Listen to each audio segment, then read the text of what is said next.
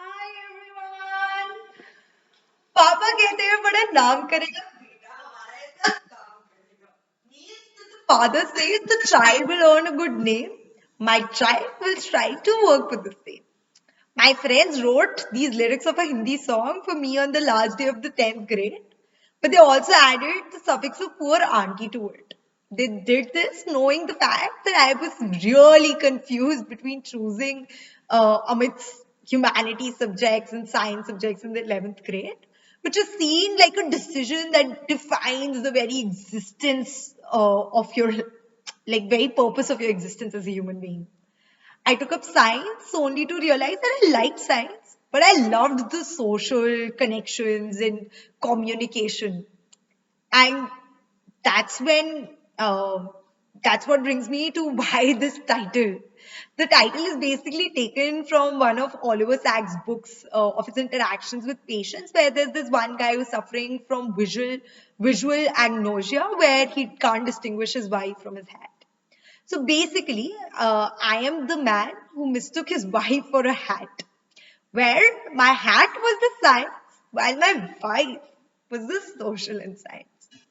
I got through medical student school somehow, and by the third year, I realized that my friends were actually right. So my poor mom had to deal with a crazy medical student finding herself in the midst of a world that integrated the science of medicine and the social of science, basically a world that did not exist.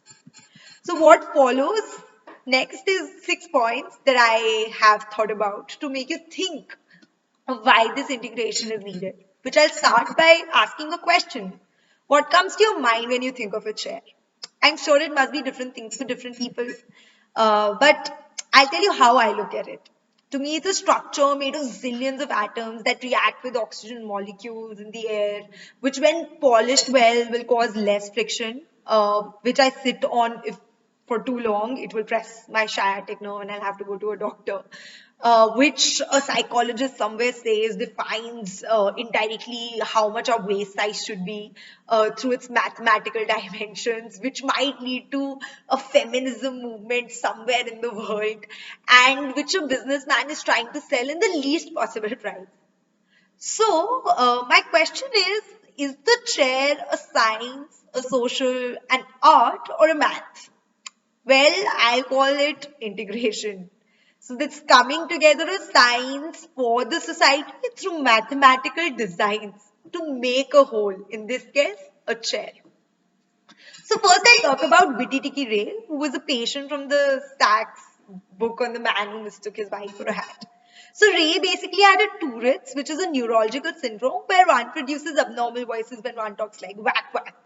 So he went to Dr. Sachs for treatment, who gave him the medicine that he required. But Ray was also a musician, and while Ray was cured for the Tourette's, he was also cured for his music. Turns out that he needed those voices to make his music. So he went back to Dr. Sachs for help, who, defying the modern medicine, told him to take medicine 5 days a week and create music on the other 2 days. What is so intriguing in the story is that what is seen as a treatment failure in the modern medicine was precisely the best solution for Ray. And this makes me question, is this the bias that we people of science have, that the book knows the best, that makes us forget that these books come from case studies and experiments basically done to understand these very individuals and from these very individuals' experiences? Which brings me to my second point, where I like to take you on a journey to two different time periods in history. One is where, amidst the ancient Greek democracy, social studies was born through analysis of the society, and another where a female portrayal of liberty amidst French Revolution defined modern democracy through social sciences of research and survey. Another science that rose in the midst of these revolts was that of modern medicine, which very interestingly most of us think to be a science, but to me it's basically what was born out of the democratic awareness that the common man was suffering. Until this point in history, I think we took both these components in a very integrated way. So where did we get lost? Which is precisely my third point. We probably with time retained the fact that we need to earn money, but we forgot that why do we need to do it, the purpose behind it. I was told that there are no bad questions, there are only bad answers. And I guess that we just stopped asking.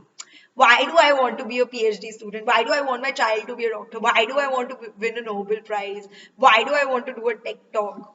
So, on basically, all that has happened is that we forgot that science found its roots in democratic principles of for the people. So, are we actually teaching the art of science or the art of learning the science? And hence, even though I see the existence of liberal arts, but despite the DNA of every individual being different, we don't see the prevalence of liberal science. Which brings me to my fourth point, goals versus dreams. I've always had a good laugh when NEET toppers, which is basically a medical entrance exam in India, say that their dream was to secure a top rank. While I understand that being a goal and sometimes even a necessity, but dream is something big. To me, it is what one lives for. And personally, something like helping ensure security in healthcare could be a much better use of our potential. Dr. L.C. Boulding, in a conference for disarmament of nuclear weapons, once asked that what kind of a world that are you dreaming of once this disarmament happens? People looked at each other blankly and said that wasn't their job just to disarm. The short-sighted goal made them forget that the purpose behind these actions was something much bigger, and hence they forgot their dreams altogether. And how could they create something that they did not even envision? Understanding that I'm very fortunate to be given the wings to dream through my education, I don't blame people, but a system for not asking students, be it of any age or stage, what is your dream? And when these goals that we see as means of instant gratification get superseded by sustained efforts towards the dream, the technology like one built towards food diversification by World Food Program will find wings of food aliens to fulfill the dream of no hunger across the world. Second to last, I will like to talk about how can we create this integration? Is it like even possible? When I first went to med school, I thought it will have many clubs like shown in the movies, only to realize that none existed, nor were the students interested. Most had walked into med school hearing study very hard. However, I applied for most extracurriculars, and two such activities were applying for the FAIR project and writing my book, A Million Dreams. I thought that by doing these, I would learn about the 17 Sustainable Development Goals. However, apart from learning that Ramit can talk endlessly, I discovered my own self. Through my book, I reflected that how a person is born out of one's experiences. Through talking out loud about my father's suicide, I learned the goal of peace and justice while how bossing around when I got the opportunity to teach a young boy, I learned the goal of quality education. Personal introspection has taught me that this dream of sustainable future existed in my goals of being a good daughter, sister, friend, and student while continuing to be myself. Through fact finding, I understood how, based on little that we know, uh, we define how things should be, which the arrogance of being a medical student had taught me very well. Through advocating for the other side, I gained the insight that everything in this world has 7.2 billion perspectives, more than that. And looking at the perspective of the individual right in front of you is what matters the most. Through interrogating, I learned the bias that I have attached with every statement that I pass, every research I do. And the reasoning and rationalizing has taught me that a fairer world, one with a million dreams, shall only come about if we are ready to learn and unlearn. So basically, I learned the art of dreaming, questioning, and above all, the art of science through the exploration that I did in the fields of humanities via laws, acts, linguistics, and anecdotes. Last but not the least, I would question the obsession that we have with standardization in our system. I understand that it leads to certain quality, but if obsessed over, might lead to inertia of rest taking over science. I have a funny anecdote to elaborate on this point. Once a senior batch in my college went to take their exams and they were told to find the heart sound of the patient.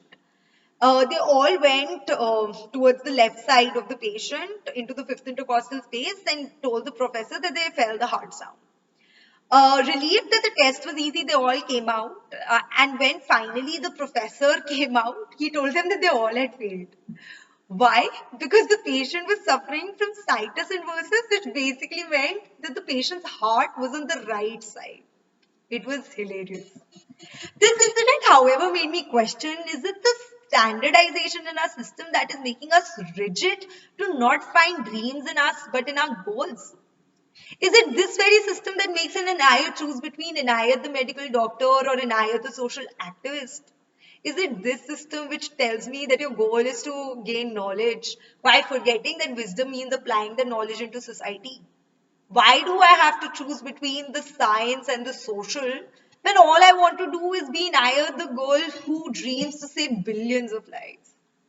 By pointing out why do I want this integration to exist, of how the history urges us to do the same, of how education and questioning propel this movement of integration forward, of how reminding ourselves about our dreams will realize the potential of science, of how I feel obsession with standardization can be done away with, and last but not the least, of how I am challenging to achieve this integration in my life.